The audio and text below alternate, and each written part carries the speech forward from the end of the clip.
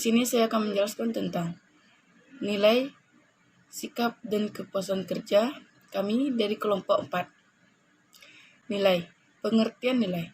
Nilai adalah bagian dari budaya yang mengarahkan perilaku anggota organisasi dan lama-kelamaan menjadi kesatuan yang tak disadari dalam kurung asumsi dasar, namun mengarahkan perilaku mereka.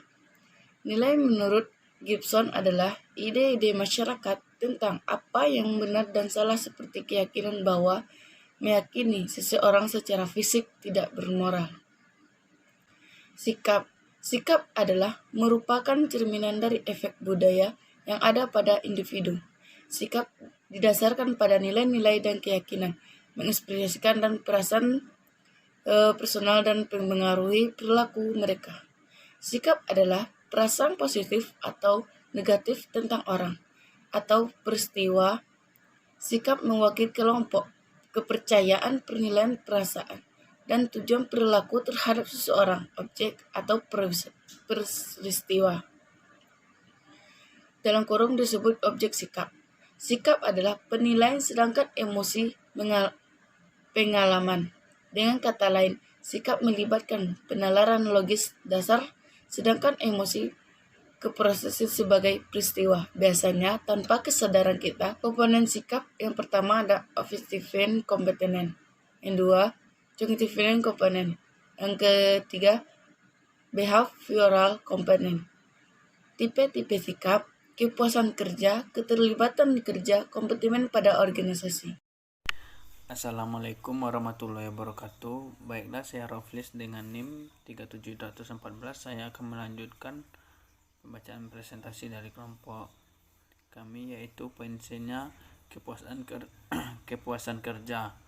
Lucky memberikan definisi kepuasan kerja sebagai bentuk keterlibatan kognitif, efektif, dan reaksi atau sikap valuatif, dan menyatakan itu adalah keadaan emosi menyenangkan atau positif yang dihasilkan dari penilaian pekerjaan seorang atau pengalaman kerja. Faktor-faktor dalam kepuasan kerja yaitu yang pertama, pemenuhan kebutuhan. Kepuasan ditentukan oleh tingkat karakteristik pekerjaan memberikan kesempatan pada individu untuk memenuhi kebutuhan. Yang kedua, perbedaan. Kepuasan merupakan suatu hasil memenuhi harapan. Dan yang ketiga, pencapaian nilai. Kepuasan merupakan hasil dari perspektif pekerjaan memberikan pemenuhi nilai kerja individu yang penting. Dan yang keempat, keadilan. Kepuasan merupakan fungsi dari beberapa adil individu diperlakukan di tempat kerja. Dan yang kelima, komponen genetik. Kepuasan kerja merupakan fungsi sifat pribadi dan faktor genetik.